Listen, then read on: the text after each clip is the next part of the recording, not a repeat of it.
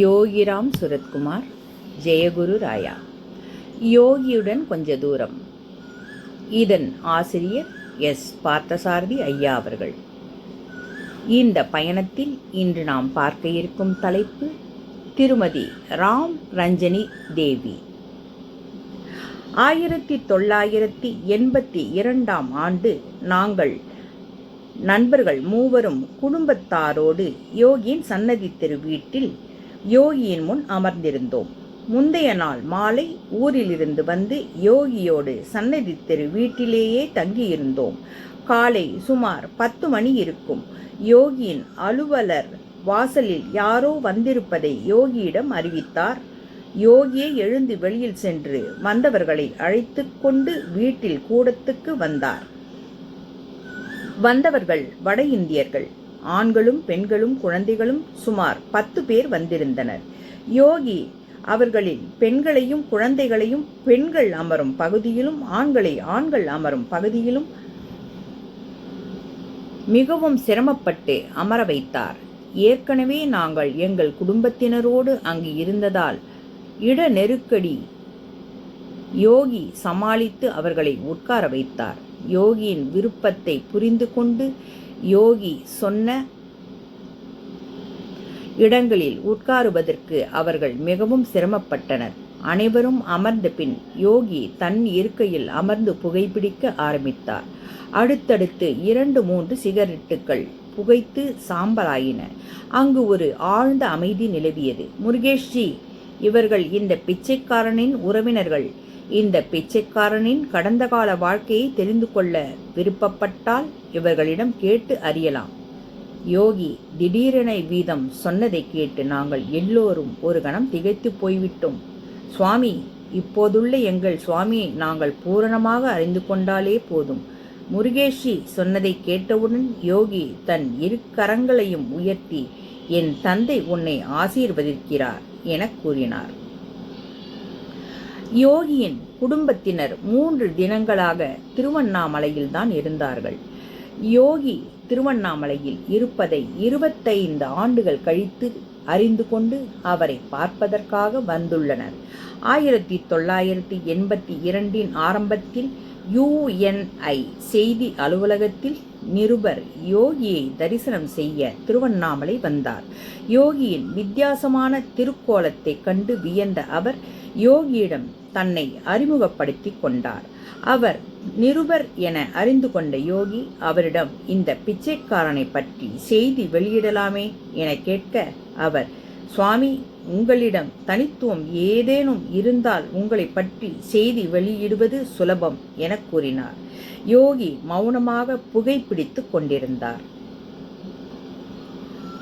1, 2 என 5 சிகரெட்டுகளும் மேலாக தொடர்ந்து யோகி புகைப்பிடிப்பதை பார்த்த அந்த நிருபர், சுவாமி, நீங்கள் தினமும் எத்தனை சிகரெட்டு பிடிக்கிறீர்கள் என கேட்க, யோகி, இந்த பிச்சைக்காரன் கணக்கு வைத்துக் கொள்வதில்லை. ஆனால் சில நண்பர்கள் இந்த பிச்சைக்காரன் தினமும் 10 பாக்கெட்டுகளுக்கும் மேல் சிகரெட்டு பிடிப்பதாக சொல்கிறார்கள் என கூறிவிட்டு மீண்டும் புகைப்பிடிக்க ஆரம்பித்தார். சுவாமி, இந்த ஒரு விஷயம் போதும். நான் தங்களை பற்றிய சிறு செய்தியை அனைத்து பத்திரிகையிலும் வருமாறு செய்து விடுகிறேன் என சொல்லி விடைபெற்று சென்றார். சில நாட்களில் புகைக்கும் சுவாமி எனும் தலைப்பில் இந்தியாவில் பிரசுரமாகும் பல்வேறு தினசரி வார மாத பத்திரிகைகளிலும் யோகியை பற்றிய செய்தி வெளியானது. சில பத்திரிகைகளில் யோகியை பற்றி தவறாகவும் பெருவாரியான மற்ற பத்திரிகைகளில் யோகியை வித்தியாசமான ஞானி என்றும் வர்ணித்தார்கள். யோகியை பற்றி தி டைம்ஸ் எனும் ஆங்கில பத்திரிகையிலும் செய்தி வெளியானது. அது கல்கத்தாவிலிருந்து பிரசுரமாகும் இதழ். அந்த பத்திரிகையில் வந்த யோகியை பற்றிய செய்தியை யோகியின் இளைய மகளின் கணவர் படித்தார். யோகியின் ஆரம்பகால பெயர் ராம் சுரத் குன்வர். பத்திரிகையில் பிரசுரமான யோகியின் பெயரோ ராம் சுரத்குமார். இரண்டிலும் ஏதோ ஒற்றுமை இருப்பதாக அவருக்கு பட்டது. அவர் மைத்துனரிடம் தொலைபேசியில் இது குறித்து பேசினார். யோகியின் மகன் அமிதாப் குன்வருக்கும் அந்த ஞானி தன் தந்தையாக இருக்கலாம் என்ற சந்தேகம் ஏற்பட்டது. அவர் உடனே கல்கத்தா சென்று அந்த பத்திரிகையின் ஆசிரியரை சந்தித்தார்.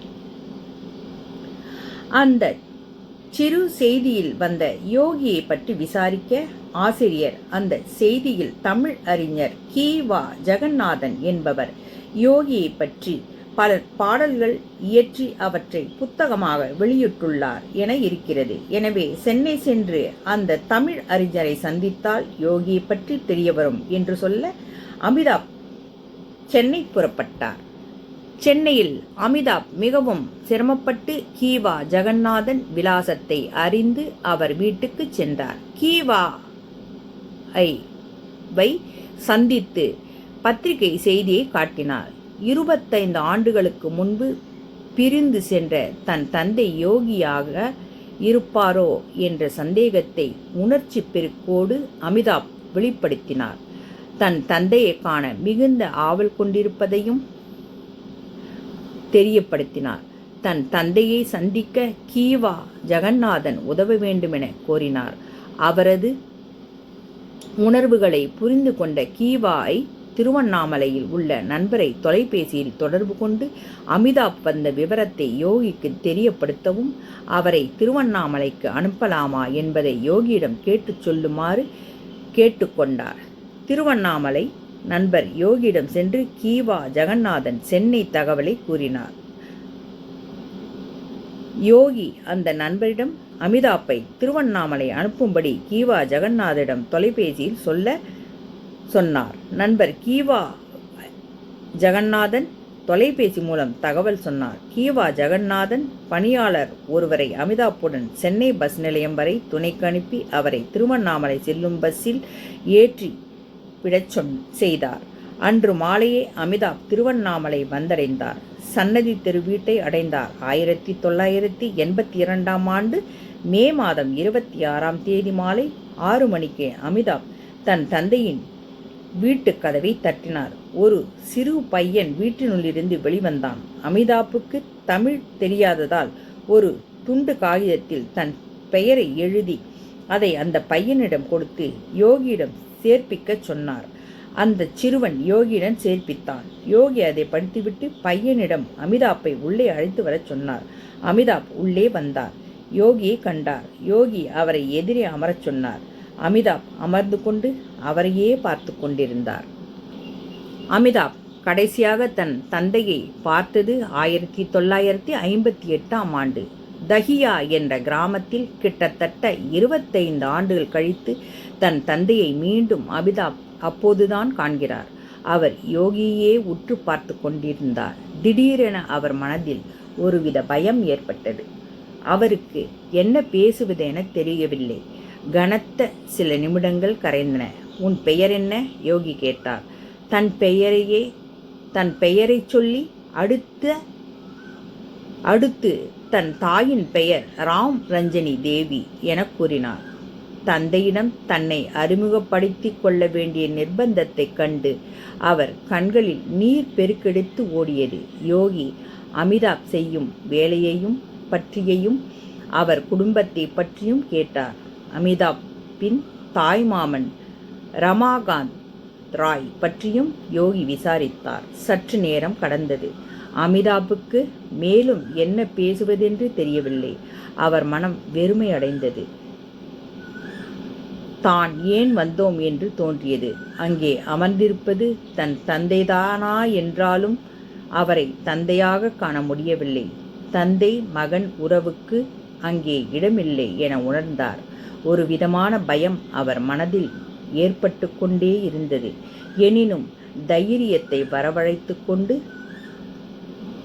குடும்பத்தார் அனைவரும் யோகியை காண ஆவலுடன் இருக்கிறார்கள். அவர்களை யோகியிடம் அனுப்பலாமா என கேட்டார். இந்த பிச்சைக்காரனை காண வேண்டுமென நினைத்தால் அவர்கள் வரலாம் என கூறினார். மறுபடியும் நீண்ட நேர மௌனம் நிலவியது. அமிதாபுக்கு வேறு எதை பற்றி பேசுவது என தெரியவில்லை. அவர் மிகவும் ஏமாற்றம் அடைந்திருந்தார்.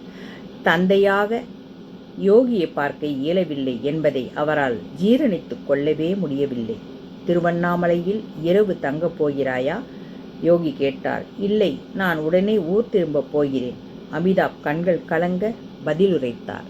சுமார் 2000 கிலோமீட்டர் தூரம் கஷ்டப்பட்டு பயணித்து பெற்ற தந்தையை காணப்போகிறோம் என்ற பேராவலோடு ஓடி வந்த அமிதாபுக்கு அமானுஷ்யமான துக்கமே மிஞ்சியது. தந்தையை தந்தையாக காண முடியவில்லை. தனது தாய்மொழியில் கூட தந்தையிடம் பேச முடியவில்லை. உரையாடல்கள் ஆங்கிலத்திலேயே இருந்தன. யோகி அமிதாபுக்கு அவரது அமெரிக்க பக்தர் ட்ரூமன் கெய்லர் எழுதிய யோகிராம் சுரத்குமார் தி காட் சைல்ட்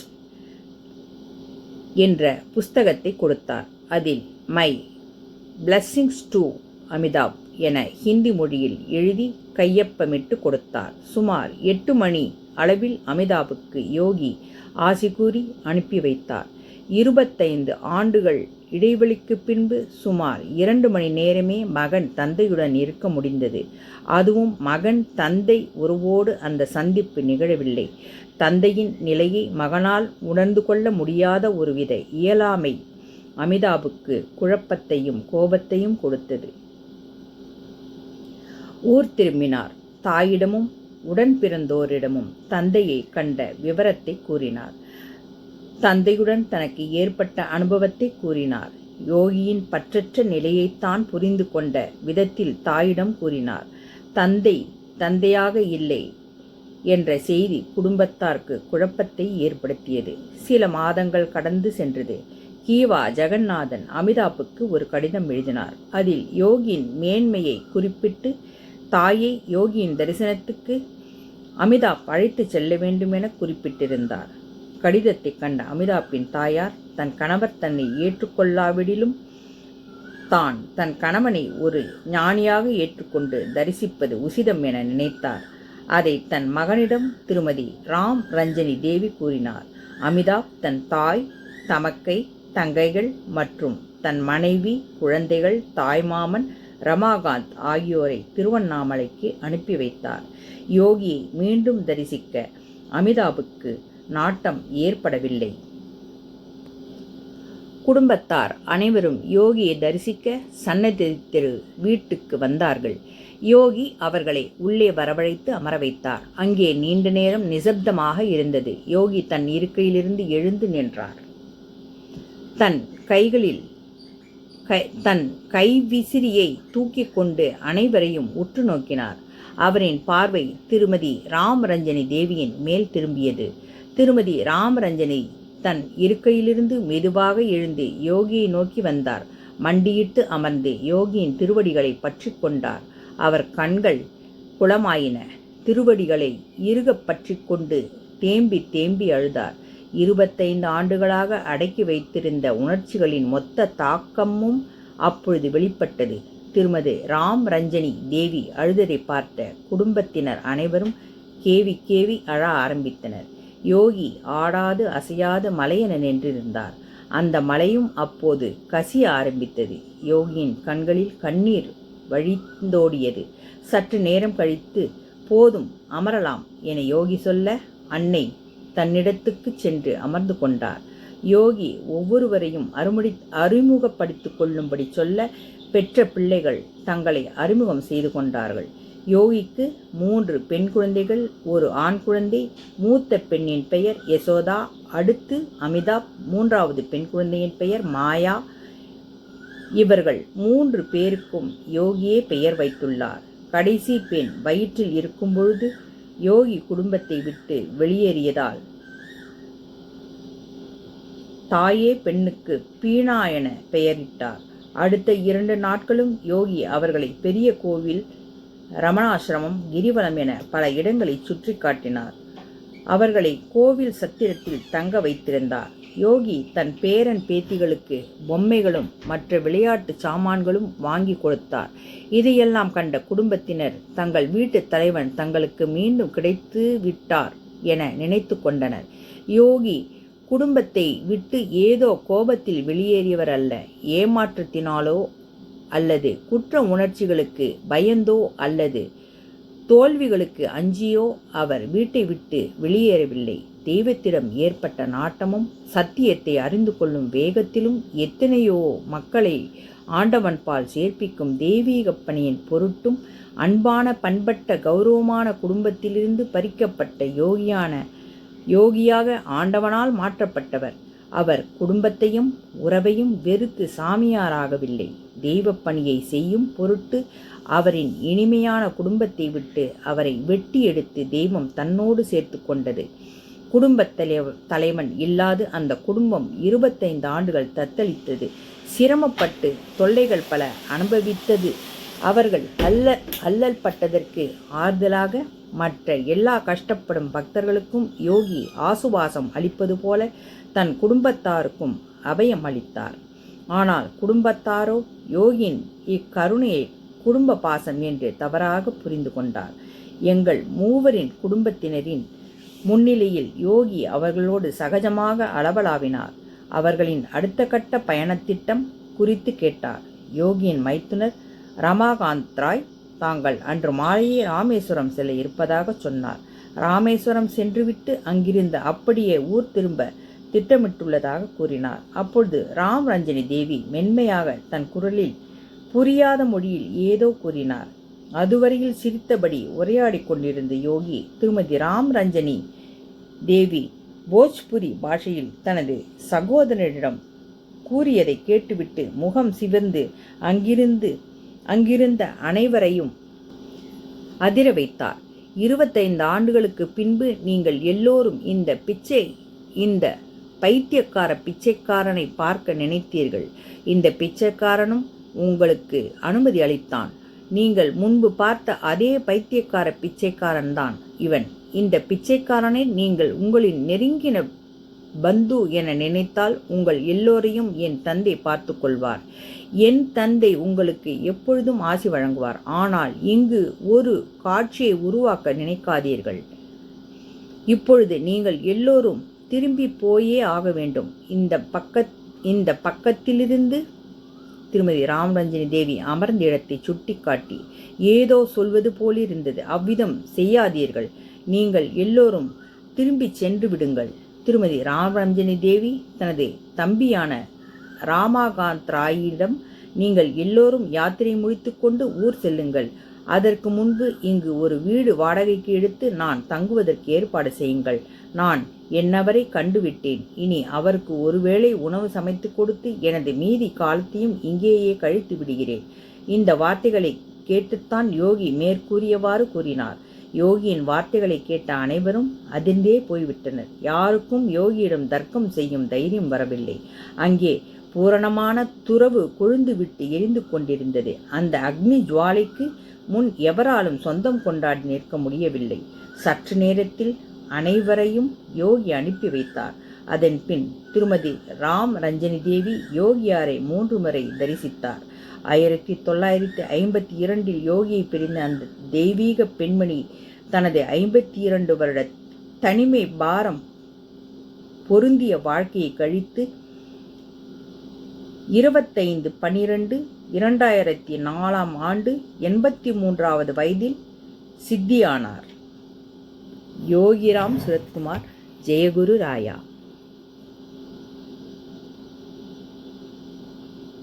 யோகியுடன் வாழ்க்கையின் இறுதி வரை பயணித்துக்கொண்டே